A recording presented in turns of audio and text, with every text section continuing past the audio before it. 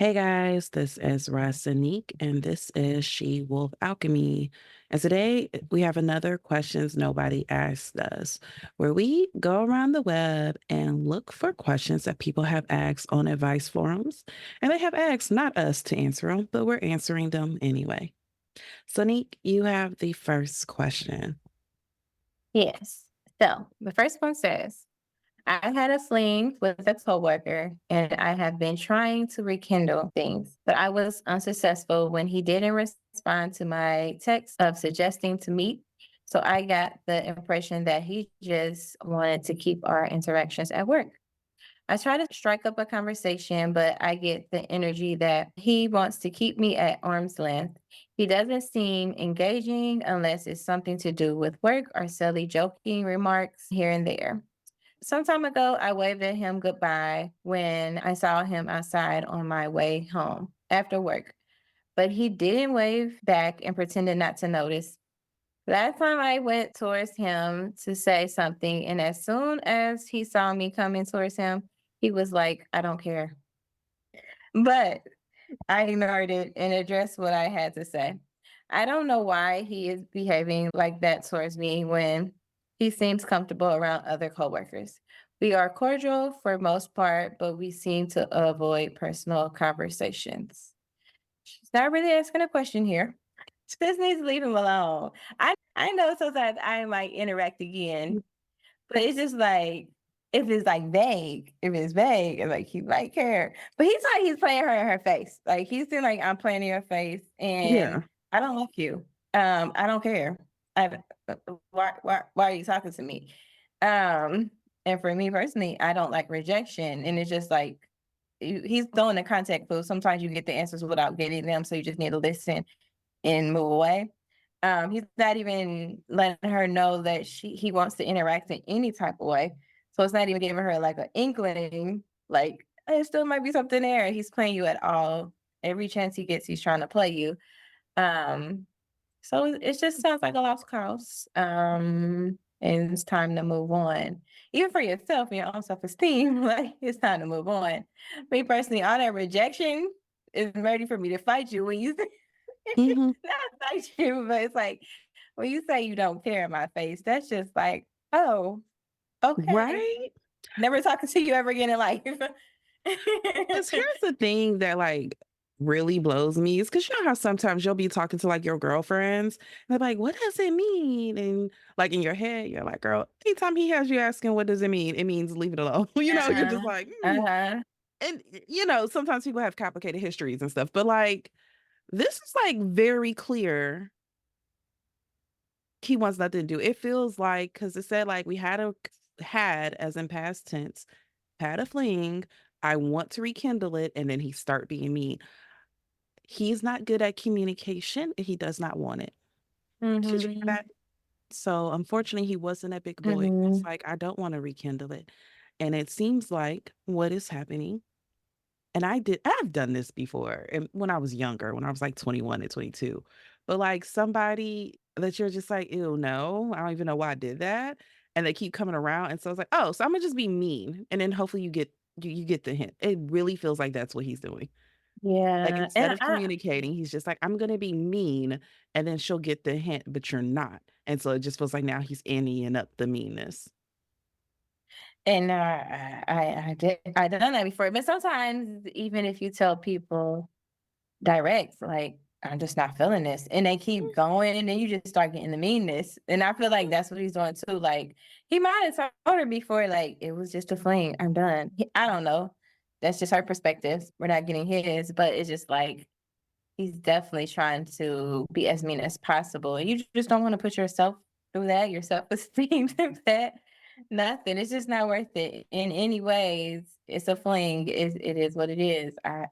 Yeah. Yeah. Yeah. It's Like pick up the pieces. it's time to let it go. It sounds like he's just not interested. He don't want it, and that's fine. It's fine. That's not your person. And I Mhm. know it's like, okay, I just wanted to rekindle the fling. There is so much other dick out there. You can get it with other people. Yeah, I promise. and that part too. If it's just like rekindle the fling, you can do flings with anybody. I can say like she's not trying to like start a relationship. So it's like you can do flings with anybody. I mean, it could be great for her, but I mean, he could do flings with anybody. So yeah, it's time to move it on. Yeah, move on. All right, I got the next one. So which one am I gonna do? Okay, so this one, the title question is, how has this changed how you will approach things? So they go on to start by saying, getting old. I mean, I see a lot of people here struggling, me too, mainly with elderly parents in denial who won't accept help or depend on their children, etc. I have teen children, young adults, and am menopausal. In a time of reflection about the future, dealing with my own elderly parents, divorced, dysfunctional, and difficult, it's making me think twice about the future. So I just wondered if anyone had thoughts about this and is dealing with their own parents or in-laws had any impact on how they intend to plan for the futures themselves. This one I think is actually an interesting question because I've been talking to my mother a lot about like her aging. And my mom's still pretty young. Like my mom's in her 60s. Um and but like she's at a point where a lot of her peers and a lot of people who was close to her are getting dementia, are getting Alzheimer's, are battling with serious ailments. And seeing that, I know one of her good girlfriends, like we recently talked. My mom has one You particular do. friend who I was really fond of, who I actually like really like. And I was like asking, and this is like a month or two ago, I was asking her about her, like how she's doing, and she got, like, really sad, and she was just like, "I have not talked to her in 2 years because she has Alzheimer's now, she doesn't remember me." And it makes her frustrated. Like, when I was trying to call and I was trying to have conversations, I could see her getting frustrated. And, we were having a talk, and she was like and she's moved with her daughter, and, like, she has no memory of our friendship. She has no memory of me, and I haven't talked to her. And even one of my cousins, my mother's cousin, her older cousin who, like, they were, like, best friends growing up, and they're still super, super close, and even when, like, I was in undergrad, I was going to a church, like, back in my hometown in Dayton. I was living in Cincinnati, I was going to a church in Dayton, so I would, like, drive down on the weekends, and this was a cousin who let me stay with her place with her. She had an extra room, so I would come, she would cook for me, and, like, she has Alzheimer's now, and she can't remember things. She actually recently came up and visited us, and, it was really hard for my mom to see that, and of course, they're still talking, interacting, like, for example, we had one of my aunts passed away last year, it was May of last year, and this cousin still asks my mom about my aunt all the time, "How's she doing?" And Mhm. my mom has stopped telling her, like, "Hey, she passed," because every time it's hard, and she has to break down, she has to Yes, grieve right. again, Mhm. and because of that, she's been talking to me a lot about, like, "Hey, I want you to start really paying attention, like, when I forget stuff, don't just, 'Oh, mom's getting older,' like, I need you to start paying attention," and she started talking to me more and more about like what her plans are. This is what I want. This is where, if you have to take care of me and it becomes a financial burden, this is what I have set aside and this is what I have to help and so forth. And so this is actually something that has been on my mind a lot lately, even though both of my parents are still very much in good health. It has been something I've been thinking about a lot. And um I feel like in the past, at least when I was younger, because of just conversations I overheard and heard, you kinda just assume like, "Oh, okay, they'll get older, and then, they'll be fine because 'cause we'll have until they're in their 80s before you have to worry about Mhm. things." Because, Mhm. for most of us, our grandparents stayed in their homes until they was in their 80s. But now it's not affordable for a lot of people.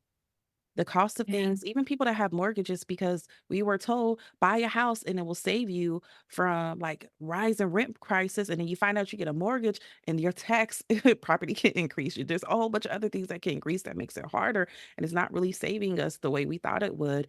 Um, and so I have been thinking about, like, how this is because I know for me, that is gonna be me. Like, I'm gonna be the child that takes in my parents. And kinda like Mhm. Caesars talked about, like, my parents are divorced, and I have kinda wondered about that, like, "Oh, okay," 'cause I straight up told my daddy, like, "I will take care of you. I don't know what's gonna happen with your wife. She need to talk to her children."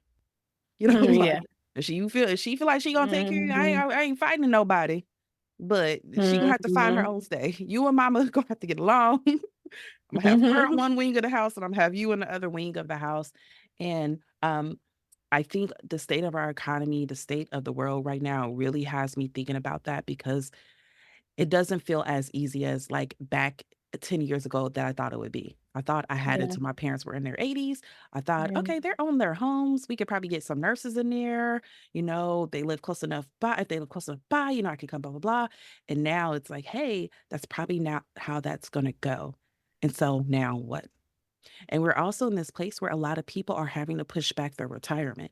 We're also in a place where a lot of people who thought they were going to retire at 65 are now realizing that the their payout from Social Security is not going to be enough to keep up with this economy and so forth.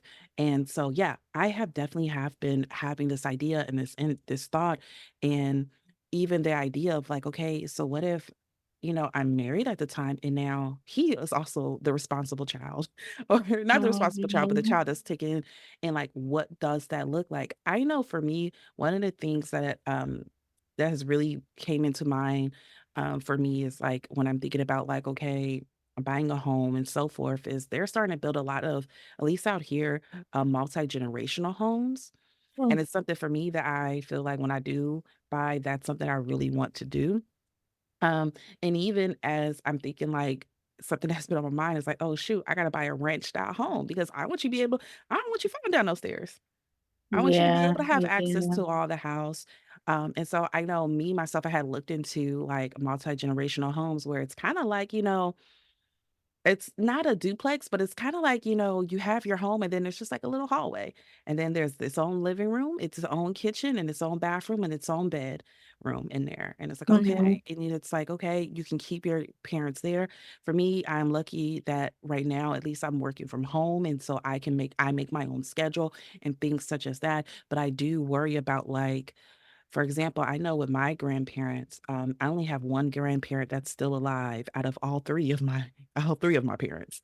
And, my grandmother passed this year, my stepdad, his mother passed this year, and I remember when I was younger, when they retired and so forth, like and this was, like, back in the 2000s, like, their Medicaid and stuff didn't cover a lot of stuff, and my dad is one of 4 children, and all 4 of them chipped in $500 a month to give to their parents to help support the household, but also their insurance and their medical bills.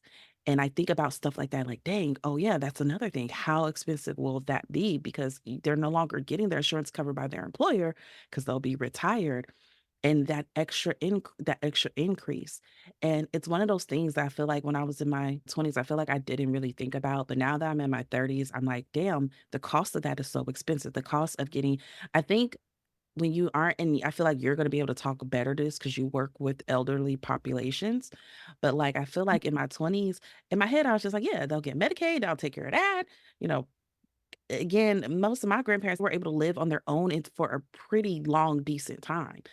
And that was Mhm. the thought, and now I'm, like, looking around, and I'm seeing some of my peers and some of my friends who are a little bit older, and their parents are starting to decline in, like, their early 70s and, like, their late 60s, and now I'm also thinking about things like, "Dang, Medicaid doesn't just automatically cover everything." And if you have a parent that has, like, Alzheimer's and stuff, medication and stuff can get very, very expensive. Dang, I just thought, Medicaid would have the nurses coming out and, like, because my dad's nearing 70, and his whole thing is, like, he had to rearrange his whole life to take care of his parents, Mhm. and he like, even now, he wants to come visit me out here, and he can't because he's like, the cost, the care, it's someone that I can trust to take care of your grandparents. Because my grandpa's not at the point, like, he needs he can't go longer than 2 hours without somebody being there checking on him. He lives with my dad now. Um, but, like, for example, this was a few years ago, actually, but he one day, like, went and this is before we realized he had Alzheimer's, and that's a whole other thing, recognizing when it's actually not just because we're used to be like, "Oh, they getting old, they just forgetting." But, like, he one time went to Walmart and had an app and, like, just forgot in the middle of driving. and like panic. And luckily someone found him and like helped him get through his phone. They somehow contacted my dad. My dad had to drive him out. And even then he didn't recognize my dad. He didn't recognize what was going on. And that was absolutely terrifying. And so it's like having to think about like, hey, there's a point in time where it's not just, oh, they're gonna live with us. You might have to change your whole life around. And like with my father, whenever I talk to him about it, he's just like, yo, take me out to pasture. He's like, I don't want to put that burden on you. Because he's doing a great job, but it has been so stressful on him. Like he Mhm. really had to rearrange his whole life. And I don't know about you guys, but that's something I didn't really realize until the last couple of years. Like, it's not as simple. It's like, okay, they gonna live in their house till they like 78, 80. And then I'm gonna move them in. They just gonna watch TV while I'm at work. And I'm Yeah. gonna come and I'm gonna fix them some breakfast and we gonna be good. And they, we gonna take them to a little doctor visit every 3 months and everything's gonna be good. And it's like, yo, that's not how the reality of how this thing is working. Yeah, you definitely have to get, like, in-home nurses. Mhm. Like, if you're not gonna be there all the time, it's like in-home nurse and then, like, Medicare and Medicaid and pay for everything. It's a lot of out of the pockets. It's a lot. So it's good that you're having those conversations now because my parents, I guess, are a little bit younger, because my dad is just about to be 60, in January. But it's just like but for my grandparents, it's like he did the same thing your grandfather did. He was in his hometown of Georgia. We were at a family reunion, and this was like a couple maybe like, I don't know, maybe like 2013 or so. He was just driving, all of a sudden, he didn't know where he was. So everybody at the family reunion was like, look out for him, look out for him. And then all of a sudden, he just kind of felt his way back because he never needed GPS. He didn't need that because he's from there. Yeah. So, and that's when we were like, okay, well, maybe we need to stop letting him drive. But he was still kind of aware of what's going on. So he wasn't about to stop driving. Yeah. But it's just like, Same. yeah, it's like, Like but we if you had to don't know where hide you're keys going, from him. yes. Oh, we definitely had to hide his keys. He messed up my car before. He like the whole side of my car, like, because he didn't see, and it's just like, and just to see like going through the transitions of them not being the same person. I remember one time he was trying to change my tire, and then he couldn't figure out how to get his hands to move to take the tire off. He just threw it and cussed, and then he walked away. And I started crying, he started crying because I was like, he's not the same. Yeah, so it's just like a whole transition, and you just don't think about those things. So, like, if you have a chance to think about it, and I didn't think about it either till I started to work via guardianship, and I was like, we don't have none of this stuff in plans that I'm doing for all these people. We don't Mhm. have none of this stuff in order. And my parents look at me like, why are you talking about this? Because we need to know. Yeah. I need to know now when you're able to tell me what exactly it is you want. So it's definitely a good thing to start that now because there's so much that's gonna pop up that you don't even know is coming. So just to be aware and be ready, honestly. Yeah. Yeah. I mean, definitely, I would recommend people start having conversation with your folks about that. I have had conversation with both my parents about like, do y'all have a will? Do y'all Mhm. have life insurance? Okay, who do I need to contact if something happens? And it is a hard and uncomfortable conversation to have, but you Yes, need to yeah. have those things. I have had the conversation, that's again, like my mom has started telling me, like, hey, I want you to live with you. I'll be very clear. I want to live with you because you know my standard of living. And I feel like you would maintain it and keep it. And like things like that. And things like, hey, I have money tucked away that if you need to, help with paying for my insurance or like nurses and stuff, I have a whole list for you that if anything happens or if I start getting sick, that will kind of help you manage. You will know how many banks accounts I have, what do I have. Even conversations of like, you know, if you at one point need to start checking what's going on with my money. Am I just randomly spend? I keep coming home with stuff and you like, hmm, this is Yeah. my password. And like having to have those, it's hard, but I do think it's a conversation to have it before things start happening. And it's Mhm. not to say because it will prepare you, because I still No. feel like if anything happens tomorrow, I feel like I'll be completely unprepared. But it will make you feel like you have a better handle on stuff on things. Because again, even as like I'm thinking about home owning, like I'm thinking about I had a friend who like their parent got sick and had to stop working unexpectedly. And so Mhm. all of a sudden it was like, okay, now they're my responsibility because they had a good relationship with their parent. I'm like, I'm not gonna let my parent go homeless and stuff. But it was like, dang, I live third floor on a walk-up apartment. And Mhm. they need a wheelchair. There's no and so it was like, oh crap, I gotta change where I'm living. But then it wasn't only that, it was wow, I need them to have nurses, but we can't afford nurses the amount that I need. I work an hour away. And so like they had to change their career.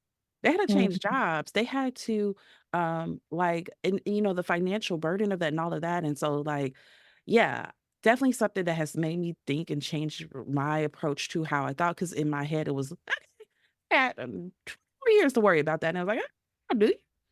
Let's have the conversations now. What little Mhm. things can I do to plan now? And some of it, let's just be real, is like, can I plan now? I'm struggling to pay my own bills right now. I'm saving up to go to Applebee's at this point. What you mean you have the combos?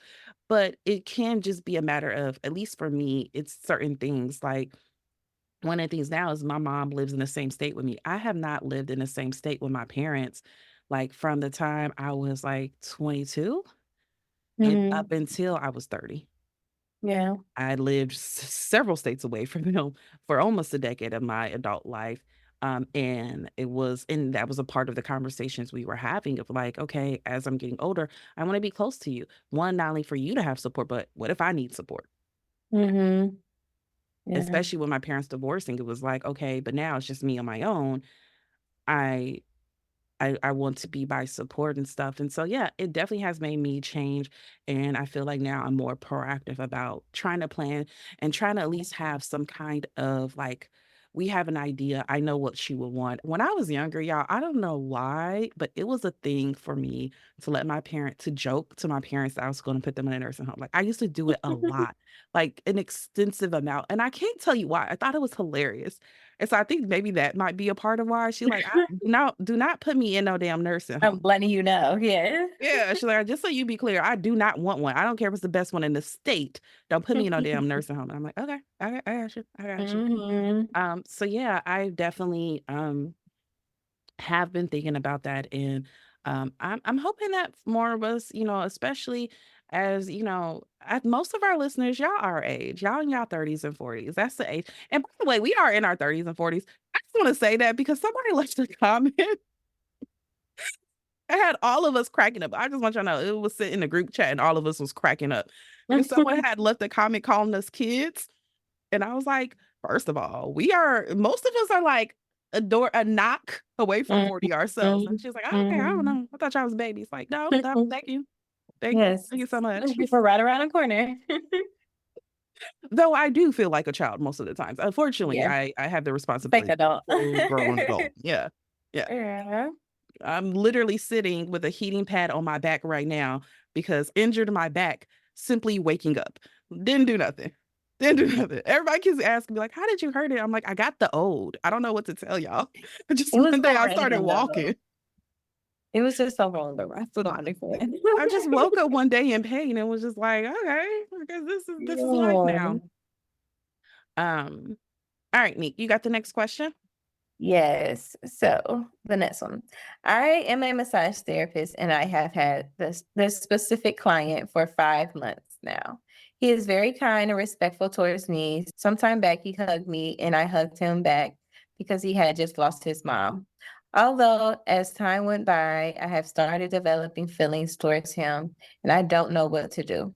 The last appointment I had with him, we had a really lengthy chat where we both share a lot about ourselves. And he was really interested in knowing more about me, that he requested to send me a gift for my birthday. We are both not married, and he never mentioned having a girlfriend. Is it okay if I ask him what he feels towards me? Yeah, that's not so professional.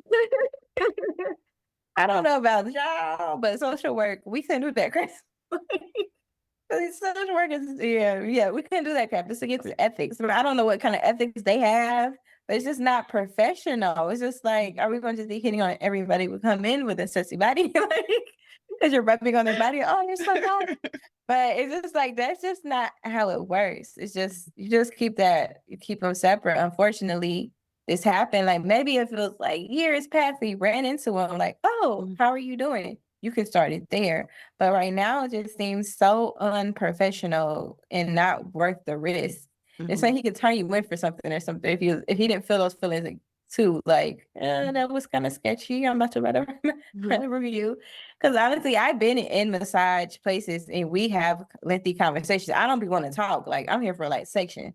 But these people do be talking to you. That is how I feel about every self-care practice. Like, I don't want to talk when I get my nails done. I don't want to talk No, when I get my hair done. I don't want to talk when you doing my makeup. none. It is like only thing that's not really a chore is my massage. So let's be quiet. Like I feel like getting my nails is a chore, getting my hair done is a chore. But it's just like I don't want to talk about it. So like let's just be quiet. But it's just like I just don't feel that's professional at all. And it can really go left and you can lose stuff. And it's just not worth it. It's just not worth risking it. I will say like if they had run into each other years later, or even 1 year later, just randomly, and it happened. How you been? Let's talk, have a conversation. But while he's getting services from you, it just doesn't seem professional to me. But it does happen. It does happen. But I just don't think that it's too much professional. Yeah. What do you think? I also think, girl, don't do it. Don't do it. Again, first go by your code of ethics. If you don't have anything around your code of ethics, I would imagine any profession where you have to touch people's naked bodies that there is a code of ethics. Hmm. So like let's start there, but maybe there's not. I don't know y'all rules. Yeah. Again, I'm a therapist, so like I'm a social worker, so like we got code of ethics. Like once you a client forever. Like with social work, Hmm. you can never date a client. It don't matter if Yeah. it's been 10 years. If you were ever a client, you can never Hmm. be a client. You can never be anything else. Um, but like even beyond that, so let's say y'all code of ethics is like it says nothing about that. As and I know people are going to argue like it's different for men, but like maybe I don't know. But as a woman who has had places that were like my favorite restaurants that I can't go into because the waiter who sees me every time that we just have like a back and forth quick, like, hey, and jokey joke, and then you hit on me, and now I feel awkward. And now I don't want to go Hmm. back in there. I have had several Hmm. places ruined because I was being nice. And then they were like, oh, let me ask for your number. I would love to take you out. And I'm just like, I was waiting for my, I thought we just talked because we were waiting for you. I thought we were just talking because it was cool. Thought we One of was my just talking favorite because it was spots. cool. And it ruins places. It ruins places. And when sometimes you're Mhm. literally just trying to be nice, even with like the birthday gift, like I'm thinking like I have a donut shop that I go to. Not so much for me, it's for my daughter. My daughter loves donuts and we try to support like local stuff. So I don't really do Dunkin' Donuts except for the month of February because they have brownie batter donuts. It's amazing. Anyways, but besides that, we try to like support this local shop. And like recently I went and he was like telling me, like, hey, by the way, I'm gonna be close because him and his wife are having their baby. He was telling me. And so like I just went and got them a little gift. And it was nothing. It was like a little $20 gift because we always talk and stuff. And I'm thinking nothing of it. I just think it's sweet. We always have stuff. And he was telling me he was so excited and it's their first child. And so I was like, oh, I'm just gonna get this little, and it's just like a little hat and something I got like Ross. And that's it. And I mean nothing by that at all, other than like, oh, I've been going to you guys for like 2 or 3 years now. You're having your baby. I'm just a regular customer. You guys give me freebie stuff all the time. Here you go. Mhm. It's not an invitation for this man to hit on me. And so I Yeah. don't think him sending you a birthday gift is necessarily him hitting on you. I Mhm. would leave it alone unless he speaks up since you're clearly okay with it. Yeah. I don't even think it necessarily has to be like a year or 2 later. If he then asks for your number, if you guys run into each other outside and he's like, "Hey, you wanna get drinks or something?" Fine. I wouldn't wanna mix that, but, like, fine if that's it, but I would not make the first move. I definitely wouldn't Yeah. make the first move while he's at an appointment or, like, reach out to him while he's actively a client. If he's feeling it and, like, again, because getting gifts for you, like your birthday and stuff, could totally be him hitting on you. It could be. But until he vocalizes it, I would not make that move. You could be like his favorite place. Getting a massage, literally, I love when I get massages. It like literally makes my whole week. And I would absolutely hate it. Somebody who I'm consistently naked alone in a room with, who touches on my body, and then they hit on me, if I'm not feeling it, completely ruins that experience for me. Like, Yeah. I can't come back to you after that. And it just messes up a bad taste in your mouth, everything. Yeah.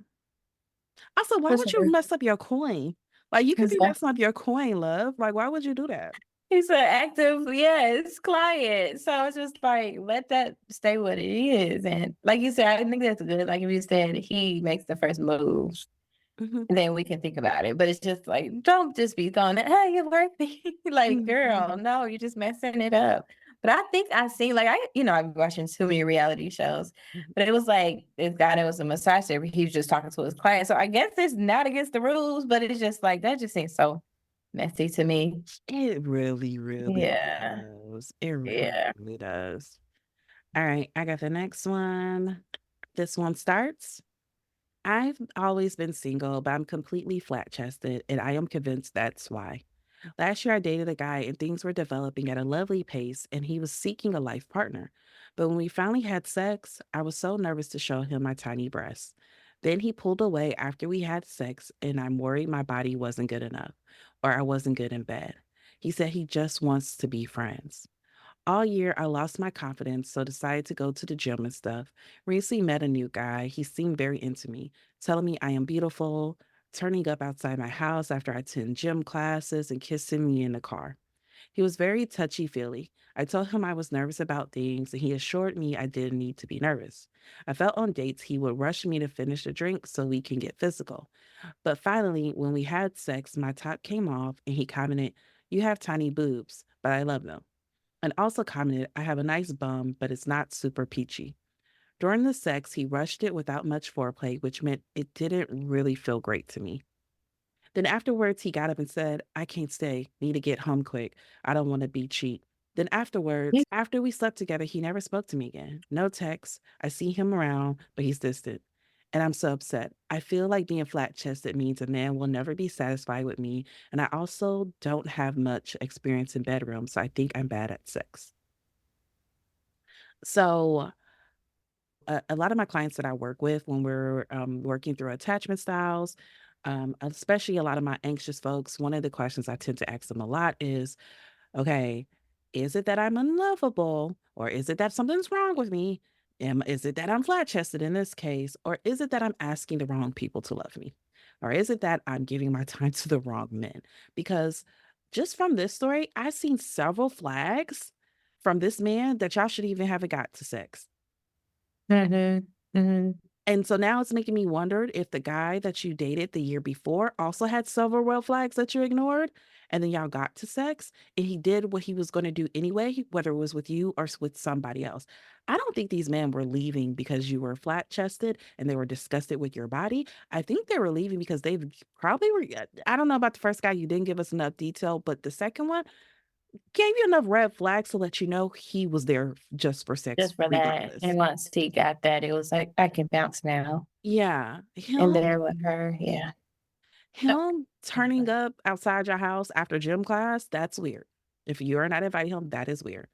Him Mhm. pushing up and kiss up on you in the car, being very touchy-feely, even when you tell him like, "Hey, I'm kinda nervous about things. I'm kinda nervous about, moving too fast sexually," and him still doing it and telling you, "Oh, don't worry," is a red flag. Him rushing you to finish your drinks on dates so you guys can get physical is a red flag. Even in the bedroom where I'm already told you I'm sensitive about my body, and then him making comments about my body, like, "Oh, yeah, they're tiny." I mean, I love them though. Your butt is nice. It's not as peachy though. These are red flags. This Mhm. isn't about you aren't great enough. These are assholes who are always just using women for sex. Yeah. And maybe it's because we don't have enough experience with men to know that that's what's happening here. And we don't have enough experience with Mhm. dating to recognize, no, these were always red flags. And that's what they were always going to do. This isn't about your body. Yeah, it's not at all. And then when she was saying that maybe she isn't as good in the bed or whatever, it's just like you already have an insecurity because he's putting that on you. So you're not, he wasn't even making you comfortable anyways. Like, who's to tell if it was the man of your dreams, you might be the best in bed because you're emotionally connected or he's Mhm. giving you that energy that you need. And it's like he's just here to use you. So your body knows that too. Your body knows that your body's shutting down, you're clamming up, you're not gonna be good. There's no way possible for you to be good. So it's just like, don't say you're not good. Like you say, you just haven't met the right person, And here, look, the right man for you. And I am a proud advocate of full contact sex, of like, if you gonna get in there, be full participant. Like, Mhm. big believer in that.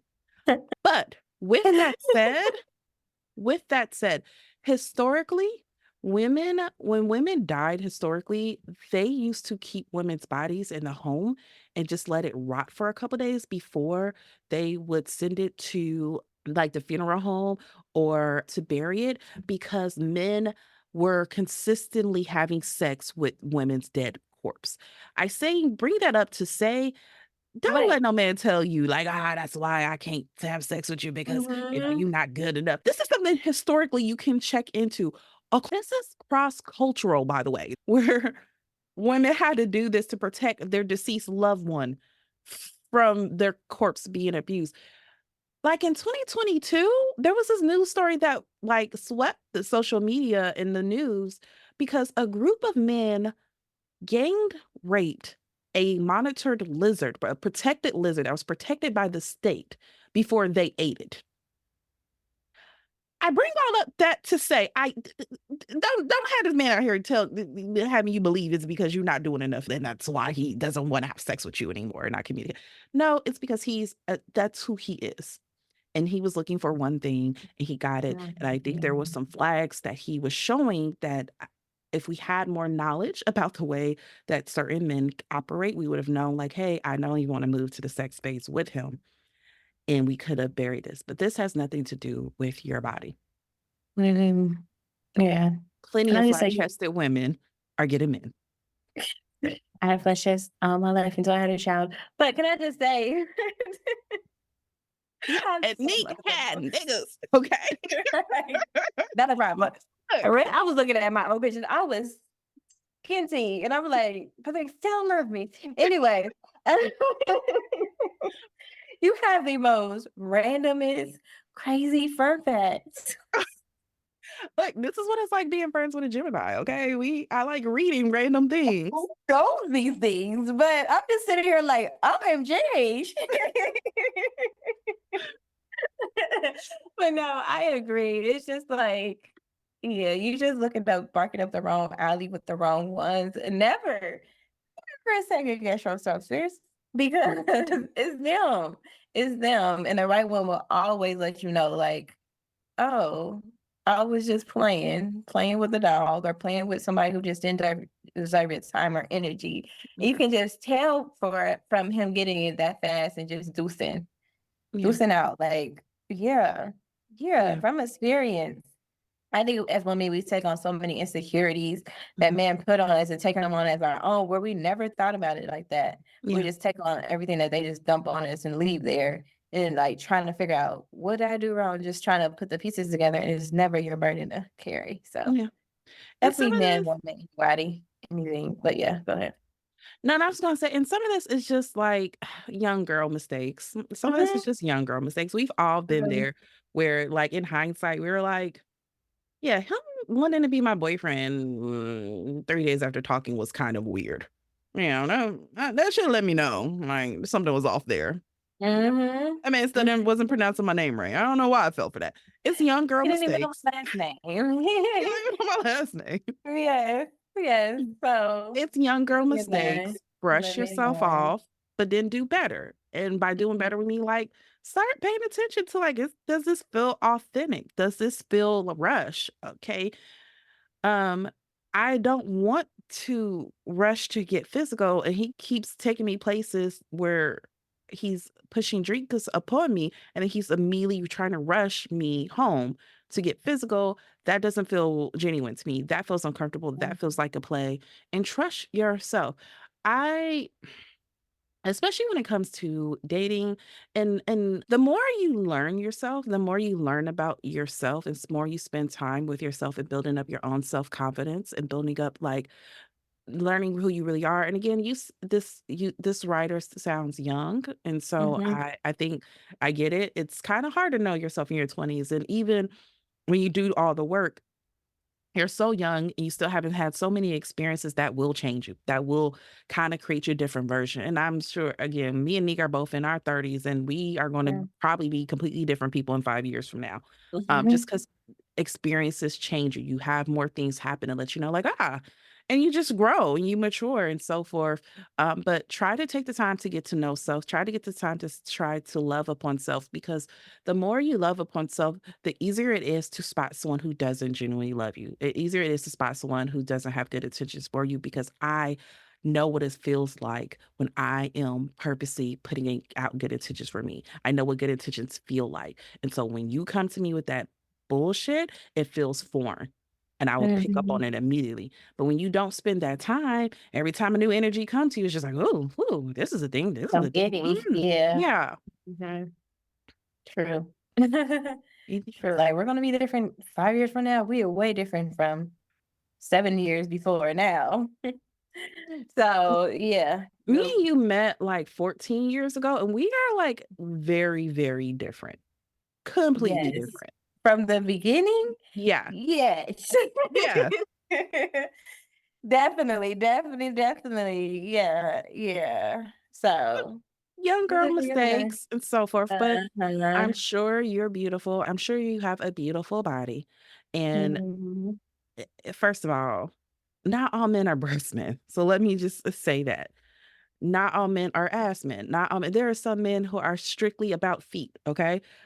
I promise you, it's not that no man wants you because of breasts. It's just the ones that we are picking. Yeah. I think it'd just be like, "Oh, she has a pretty face and nothing else." 'Cause I like her and spirit. I like her also, yeah. personality. Yeah. Mhm. Or just And the yes, I person know she we want is. people to be attracted to our bodies as well, but I promise you, there Mhm. are men out here that like smaller breasted women, and it's not a problem at all. Look at the Mhm. models. Most supermodels have small breasts to none at all. Mhm. Mhm. They're doing They just fine. stay with a Rolodex of rich men. So I Yes. promise you, it's probably not that. At All all. right, Neek, you got the next one? Yes, let me pull it up. Okay, let's pull. I have been in a situationship or a friend with benefits situation for about 4 years. Of course, being the woman, I have developed feelings for him, but I'm terrified to tell him. He's far more successful than me, career wise, money wise, and I feel like that's one of the main reasons he doesn't want more than what we are. We would have to take care of me too much or always have to pay for trips or things we would do if we were to be in a relationship. I don't know. This is just a assumption, but I am a woman, call it intuition. For reference, we never go out on dates. It's always several hours of hanging out, listening to music, having some food, smoke a little weed, make each other laugh, conversations about everything going on in our lives, etc. And absolutely, we have sex, the best sex of our life. We both said this to each other. My best friend thinks he's in love with me, and there have been moments where I thought so too, but nothing has changed in this cycle. Please tell me any advice or thoughts. I think I love him. Am I just wasting my time? Yes.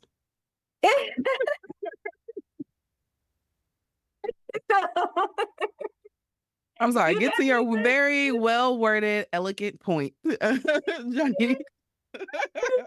you could definitely be wasting your time, but it's just like also why haven't you never said this? Like if you do it all this time spending together, all this time, I'm just a component of speak up and say it. And then get your answer from there. Whatever the response is, just hear the response. Nick is very much an advocate for just speaking up and just saying it. Even when Yes, all of her like friends be like, hey, you guys are going on a really great trip this weekend. Maybe say it afterwards. And Nick will look at us dead in our eyes and lie and be like, okay, I'm gonna wait. And then at 2 a.m., I get a 5.5 minute fine. text, a voice message telling me how she went off on this man. And we both was crying. And then but Hey, you're supposed to be in the moment. You're but supposed to enjoy the moment at that moment. We need to know the answer to the questions. I'm just saying, if you've been around him for 4 years and you're all this time spending, y'all ain't doing nothing except for being in the house anyways. Ask the question. What are we doing? I think I started to like you. I think I might love you. How do you feel in response to that? I'm just feeling and trying to figure it out. Since that's your answer, so now Mhm. you have to see, like, okay, if I have to be okay with just having sex for him with him, if my feelings are gonna be too involved with this, can I still do this? And if I can't, if the answer is no, you can dip. But if you're like, I'm just gonna have to be here, this is just good sense until I get somebody else, but it's still gonna fuck up with your head a little bit. So that's on you if you're gonna stay there or not. But I feel like asking the questions, you can't regret that, or you can't second guess, or my intuition is telling me he loves you, but your intuition could be wrong because you want that to be what it is. But if you just ask the direct question, You you'll and get your the answer. delusional best friend. You and your delusional best friend. Okay, I get it. I get it. And it's so funny because me and Nick both just had a conversation last night. Like, we intuition be so good. Oh, Totally we got different. that. We be like, take Meg, that was what it was. That Yeah. was what it was. But me, for real, No, I don't listen to my intuition, but no, you do not. You not at all. Not at all. We'll literally but call the situation beforehand and yeah, then I still see go what along. happened, and it still happens, and I'm Yeah. still like, yeah. I get it, but I just feel like if she wants to know the answer, you can't do nothing but ask the conversation. Who cares if it's over? If you fell in love with him and he don't want you, like, then it's on you. It's really on you. That's all. That's what I So say. that is the Pisces water sign response. I'm gonna give you the air sign Gemini response. If a man I had been in a situationship, like just having sex with, because that's all. This is not a situationship. This is a friends with benefit thing. Because y'all not even going on dates. Mhm, A situationship is when you mhm, doing relationship things without the title. Y'all not even mhm, going on dates. Y'all just having sex. Y'all just coming over yeah, and having sex. If a man and I had just been having a friends with benefit relationship with for 4 years was like, I think I'm in love with you. What are we doing? The look I would give him, like, bro, for 4 years I've been playing your face and you real what do you mean, what are we doing? I have not mentioned mhm, anything in 4 years. What do you mean? What do yeah, you mean? For 4 years, I've been like, here's some Fritos. I'll see you in the bedroom at 5. What do you mean you're confused? mm, I'm very confused on how y'all got to y'all think he's in love. He has never taken you on a date. He has never thought it was worth spending money. yeah. She He did has say never like, thought it was worth putting on shoes to go out and meet you. mhm, mhm, I get you and that Bestie are is like, I think he's in love, but like, why? Because at least in what you've given me, a 4 years, and he's very successful. He's never taken me on a date. I have never met any of his friends. I have never met any of his family. We come over, I smoke weed, we laugh, and then we have sex for 4 years. Honestly, as a man, like I would be, as a woman, I would be very confused. Like, mhm, baby, 2 + 2 is 4. What you think we doing? mhm, I think you are wasting your time. yeah. And you don't I wanna waste think any more of it. I and I was speaking on Nique, but even myself, like, and I'm not big on like telling men my feelings. I feel like that's none of their business. But like, if I think I'm in love with a man, it wouldn't even be like 6 months before I would be talking to him. Like, I mean, you kind of cute or whatever. You want to go to this potluck with me? Like something. But for 4 years and he said nothing. I And think she's it's because it is what it is. I wondered it like, for him, it is what it is. This is just it's friends with benefits. Mhm. But I wondered, did she just start falling for him at the end, like at the end of this 4 years? Maybe. That's just a long time That's a just to be at their long house all the time. time. Like any situationship I had, well, at least we going out to eat. Like you're not even taking me out to eat. I'm eating family in my situationship. So Homeboys who take me yes. out, I'm who eating like the I go to hang neighbors. out with and they pay for the meals on a Exactly. regular basis. So that's somebody you giving your body So to. just being at house all the time, like that's a good that was a good point. That was a good point. Because I'm thinking like, well, I've been in situations, but I'm thinking like, dang, I met some people. Like we went out. Like to be in the house all that time, it's just like, this is a bit He gonna need more than He don't love you, sis. Like he don't. Like you The said, whole he don't. situation, I had a whole situationship that took me to homecoming. Like, what do you mean? What Girl. do you mean? But the daddy and the kid. Would you Look, ever like, no, no. So You made some good points. Like, nah, he don't love her. He don't even care He about her. I don't think He he just I think wants he thinks you're cool and that the sex is the best he's ever had, kinda like you said. mhm. So it's like, Imma keep this, but it's like, you're not getting nowhere. Yeah, read the room, sis, baby. I I'm sorry. I think you're wasting your time, and I think it's best to end this now because you are starting to fall in love, and it's been 4 Mhm. years, and he has not so much as asked you to pull out a pretty little black dress to go somewhere. Yeah. Yeah, that's true. It's time to hang it up. Yeah, Okay. because you don't wanna fall either. That's 4 years is too long. Mhm. It'll be one thing if you were like, "Yeah, no, no, I just like having somebody on my roster that can call up. They know what to do. I ain't gotta Mhm. put too much effort." Boom. I get it. I support it if that's what we were doing. But you talking about, "I think I love him." You think I'm liable. Girl, you know what's so funny about that? Soon as I said that Gucci man, it still That's be in why I my said head that was like, in my head. "You Nigga, love you, nigga."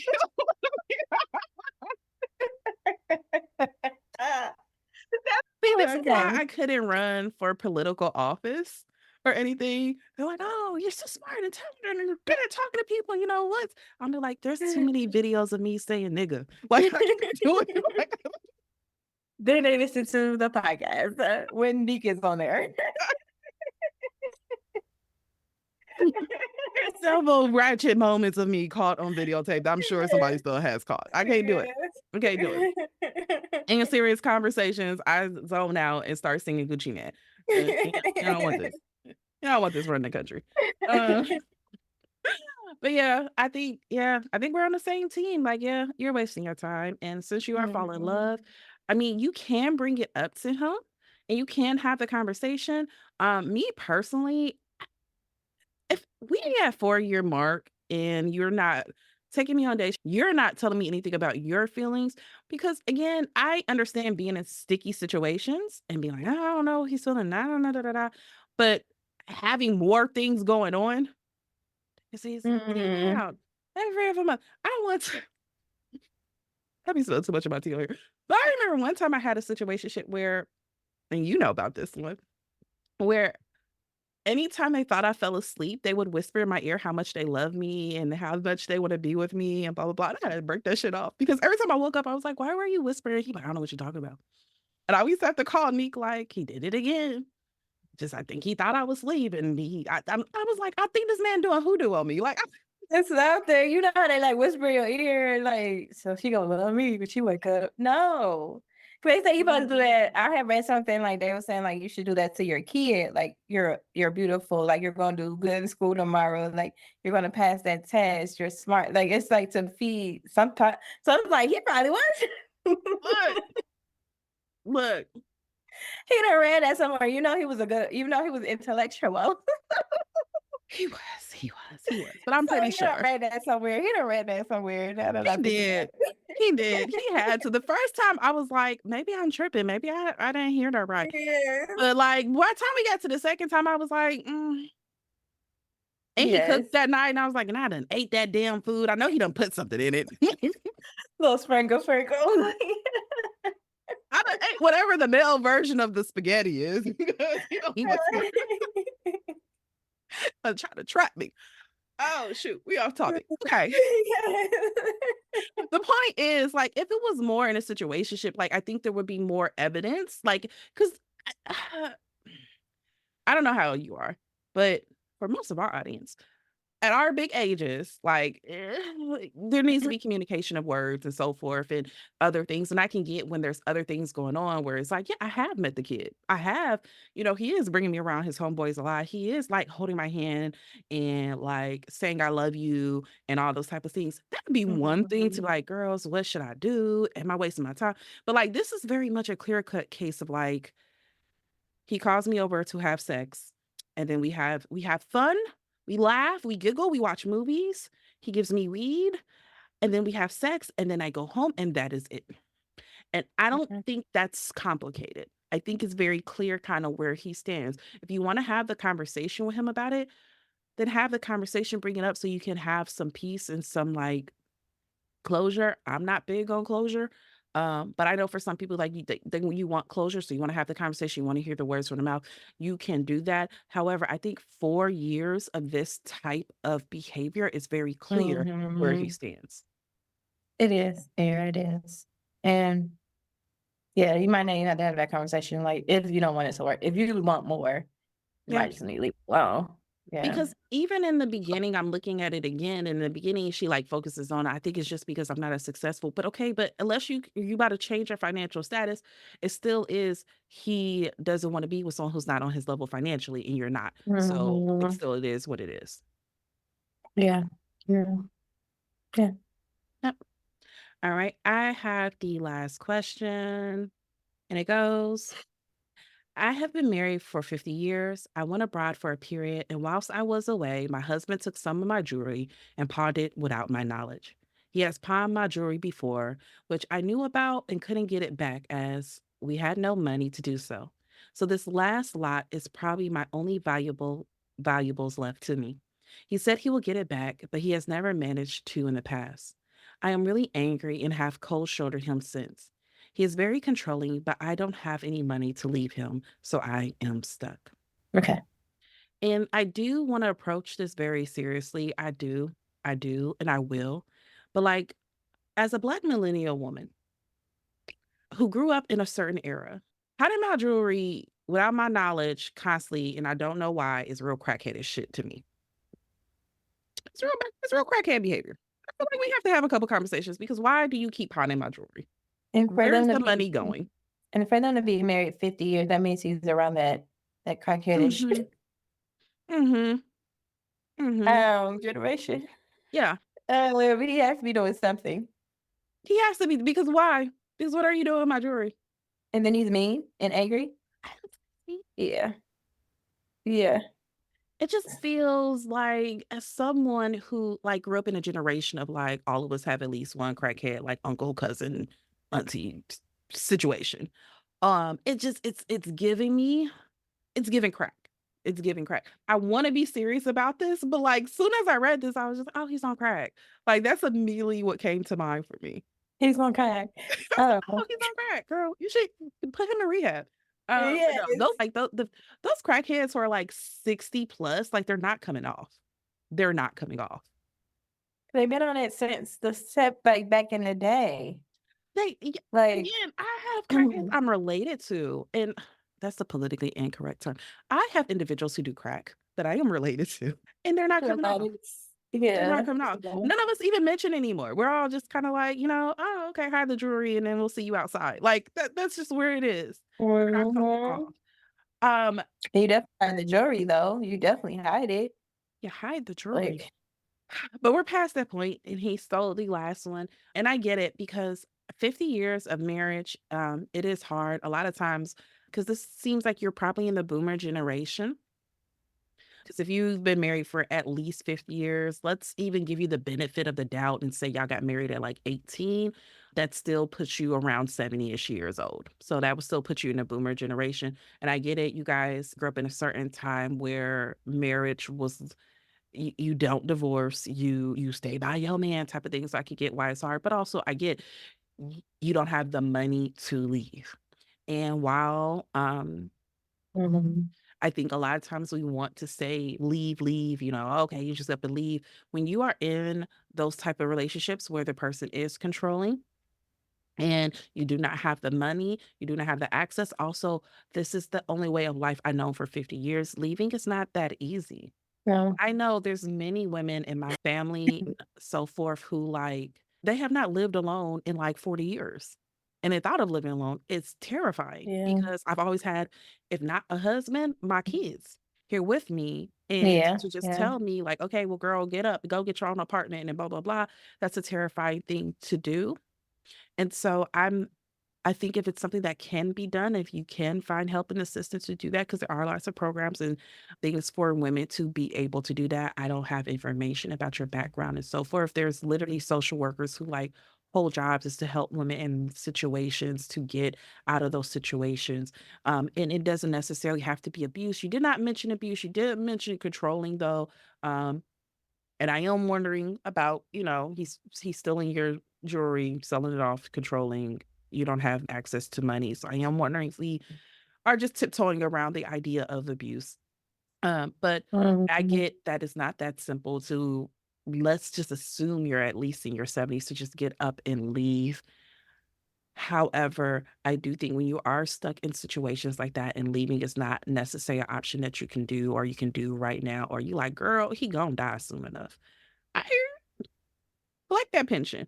But then you have to be Mhm. smart and kind of strategize. Okay, I know he steals. Yeah. I know, and I know we joked and said maybe crack, but like it could be gambling. Or again, he a Mhm. boomer, so it could also be a second, third, or fourth family. But whatever it is, you have to strategize. And when I'm saying strategize, that is that if I know this is something that you do, then okay, I have to set up so my stuff is in a lock or I take it all with Yeah. me. And again, we have Mhm. had situations in our family where, again, we've had people who had very sticky fingers, and it was like, okay, everybody lock up certain things. It's just kind of like this person's coming over, and you Mhm. strategize. You lock up certain things, you put certain things away, and I hate that that is one of the things that you might have to do. But if you have to do that to keep yourself safe, it sounds like you're not at a place where you can just trust him to do the right thing. And so it might have to be if Mhm. I cannot leave, and there are ways to leave, but I get that it's hard. I get that it's scary. I get that it's terrifying. And it might be I'm just not ready to. It's not something I want to do. Also, if again you're saying controlling, but if a person is abusive, leaving is the most dangerous time for women. You can't just tell them to leave all willy-nilly because you leaving is putting their life at danger. But then can we strategize then? You're saying that you only have a few more valuable things left. Okay, Mhm. will will it cause an issue if we just kind of slowly, do we work? Can we slowly leave certain things at our office? Can we every time we go out? Look, I'm Guyanese. My grandpa used to walk everywhere with a ring on each finger and like 20 different gold chains. Okay. Mhm. Everywhere. Every time he came to visit, the man just looked like every stereotypical West Indian uncle you can think of. Just very loud, bright colors and sandals. But like Mhm. so, like, do we gotta start putting all our rings on our finger before we go out when we go out the country But and now think she doesn't even first? have anything though Mhm. to put on her finger. So now she doesn't even have anything to put on her finger. And then I'm wondering, is she like solely dependent on him and not even working? So how are we getting out of this situation? But it's something to think about. Start your exit strategy plan. Start saving up your little money that he does give you, or reach out to family and friends. It's like that 50 years though is hard to break from. Like we were talking about that earlier, how people just stay. Mhm. So it's just like, and the boomers don't be trying to leave after no 50 years. Oh, no, So no. I mean, there's always grits, the advice that one of my aunties would give me. Like, there's always your brothers and grits. Um, but Mhm. but I do think if you aren't ready to leave, and again, we understand, and it's leaving is not easy. It's not something that you could just do all willy nilly. It's not something that is for some people. It's not even safe to do or to consider. But then we probably have to strategize. And again, sometimes that can look like, I know he'll never go up in the attic. Let me go ahead. I'm about to go visit my sister. Let me go put some things up in the attic, or let me take Mhm. the things with me. Yeah, Yeah. really. In Which is regard, unfortunate to live like that in your later age. it But is. yeah. In regards to, like, getting your jewelry back, I mean, if you know where it's at, some pawn shops and stuff, because usually when they're selling to, like, pawn shops, and there are some pawn shops that will work with you to create a payment plan and so forth. I remember, I had a friend one time who, like, had to pawn some of their jewelry just because they had lost their job, they were behind on rent and stuff, and they had to, like, pawn some things that had a lot of sentimental value, and of course, like, the pawn shop Mhm. gave them, like, I don't know, like 4 weeks they were holding or something like that, and they couldn't get it back in time. But they literally just told them the situation. They're like, "What if I can make you little bits at a time?" And they did work with them. They were very sympathetic, Mhm. and not all pawn shops will do that. However, there are some that will do that, that will say, "Okay, Yeah. let's see." And if it's like, "Okay, I have no money at all. Do y'all have kids?" That might be able to be like, "Okay, mom, I'll send you 50 here." Or it might be Mhm. Do I get a little part-time job and just kinda slowly make payments on it? And it might be we have to make peace with the fact that it's gone. Yeah. That Yeah. sucks, and I hate that for you. But to prevent it in the future, my suggestion is to, if again, we cannot leave, it's not something that is doable, it's not something that seems feasible, it's not something that you even want. That's something else that we have to keep in mind. Sometimes we hear stories and situations and we like, I would never, girl, let's leave. And for some people, they're like, I don't want to leave. I'm mad and I hate this, but I don't want to leave. And Yeah. that is people's right to do so. But if that's where we are, then my suggestion is to strategize. My suggestion is to, wear the fake stuff around him. Keep your real stuff somewhere where it is safe. If we have somewhere else that we constantly go, again, like work, if it's safe to at work, I don't know what our situation is, a girlfriend, a trusted friend, or it might Yeah. just be again, you gonna might have to go out like my grandpa, just all your rings on all your fingers, all the jewelry. Mhm. But if you're doing that, and then it's just like, was he doing something? Because she said she was out of town, so he was like, "I'm about to do whatever he need that money for But it when she wasn't got his to first town." time either. Yeah. Yeah, but unfortunately, I think that's all we have. I wish we had a little bit more information for this one, about Yeah. that. And it could honestly, in the day of today, just depending on what we feel comfortable with, in today's time, you honestly could go on TikTok and make a story about it and get enough donations to get your jewelry back. Yes. Yes. But she's old. I don't know. She might know how, but Yeah, but I mean, she knew how to get on this advice forum and that's create true. posts and stuff. That's So if true. you So do she might. that, yeah, if you can do that, you can figure out how to make a TikTok. If not, Mhm. you could Google enough to how to make a TikTok and so forth. Oh, You yeah. would be surprised the things that blow up, and especially a story like that, girl. Let me be your Get PR them. agent. Let me Oh, his name sound let like me it's gonna set the be back scene. here. Or not, because TikTok still keeps banning our videos and not letting me show it. So